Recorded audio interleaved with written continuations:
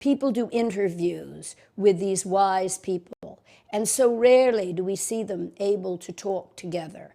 And my whole desire with this program is not so much to interview as to let two people I love listening to have my audience have the chance to listen to them too. And that's really why I want to do it. You know, in one of Huston's books, he quotes Peter Berger as saying that the route towards civilization, or something like that, is through conversation. And that's really what I believe and what I hope for.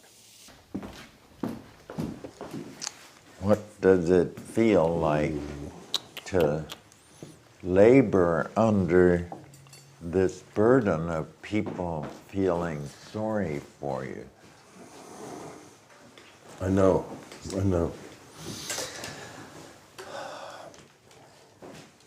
But they're only feeling sorry for their projections.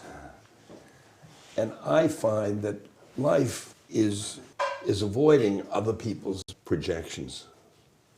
Now I have to get this. Life involves avoiding other people's projections. It's amazing. You go down the street and you see an old friend, "Hi, Dick." Yeah. And then somebody sees you and they come, "Oh, my, oh, Ram Dass, I touch your feet," you know, and you're changing. They're each projecting on this screen. That's very good. You know, just before we came in here, you were talking about how much suffering there is and in the world. And one of the things I think you really both have to offer is, what today can you say to young people that gives them a perspective to deal with the world the way it is, so full of suffering? Well, there are so many ways to answer that question. This is the plane of suffering. And we shouldn't be complaining about suffering because we asked for it. By being incarnated? Incarnated, yeah. We as souls asked for it. We wanted to experience suffering. And for me, this plain experience of love and experience of suffering, two things. And the suffering is like sandpaper. I want to really talk about that because I'm not totally convinced that suffering is the only way to God. For you and for me too, and from what Huston said, suffering has brought us closer to God. But don't you believe that joy and happiness can also bring you close? My personality structure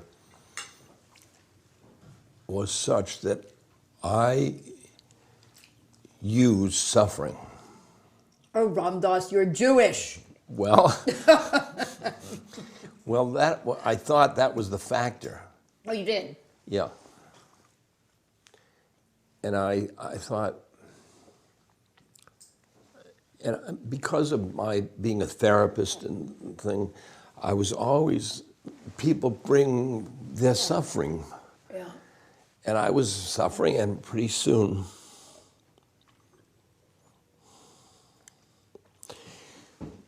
like the suffering with the stroke,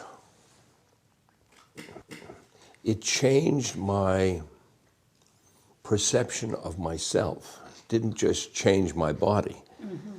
It changed my perception of myself. And that shift in perception allowed for God in, because every time you have a change in your life, that's a that's an experience that gets through, that God come through. It's too bad that people feel that change is upsetting. Change is the way,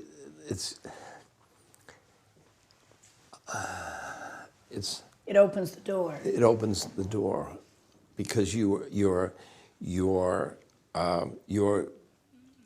self-concept is rigid up until then. Then some change, like a family member dies, and it changes your whole life. And right at that change, You have a chance. you have a chance.